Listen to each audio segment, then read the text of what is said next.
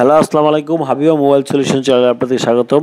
আজকে আপনাদের দেখাবো কীভাবে আপনারা রকেটের মাধ্যমে ডিবিডিসি, প্রিপেড মিটার এবং পোস্টপেড মিটারের বিল পে করবেন।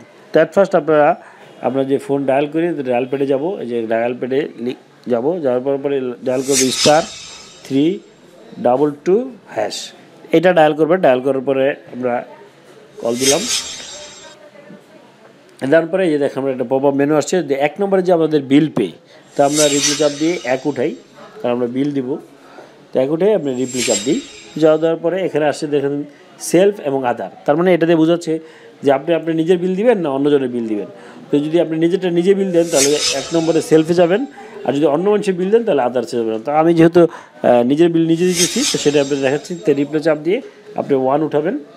1 উঠানোর পরে যে এরকম একটা মেনু আসবে, দেখেন ডেস্কো, বিটিসিএল এবং ডিবিডিসি। তো আমরা যেহেতু ডিবিডিসি বিল দিব, তো আমরা ডিবিডিসি সিলেক্ট করব। তার মানে আমরা 3 নম্বর সিলেক্ট করব। তাহলে রিপ্লে চাপ দিয়ে আমরা 3 উঠাই। এই যে 3 উঠানোর পরে আমরা আবার রিপ্লে চাপ দিই।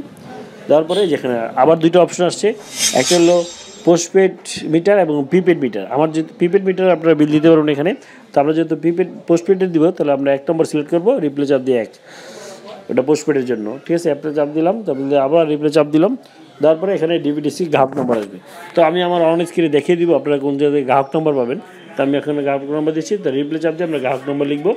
গ্রাহক নম্বর হলো 35 125 022। এটা হলো আমার গ্রাহক নম্বর। তাহলে আমরা এখানে রিপ্লে চাপ দিই।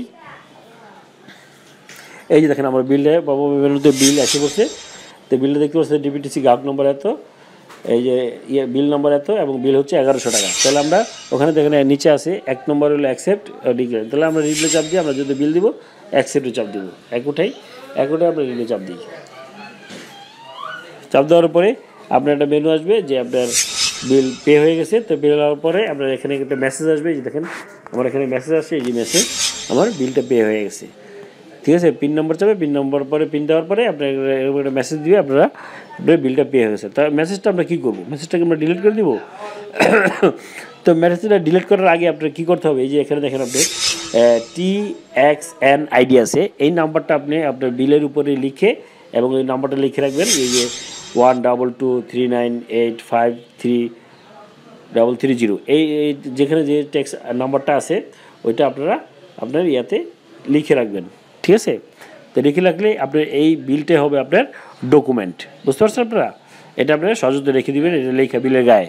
তো থ্যাংক ইউ বন্ধুরা। আমার ভিডিওটা যদি ভালো লাগে অবশ্যই সাবস্ক্রাইব করবেন এবং বেল বাটন ক্লিক করতে ভুলবেন না। Thank you.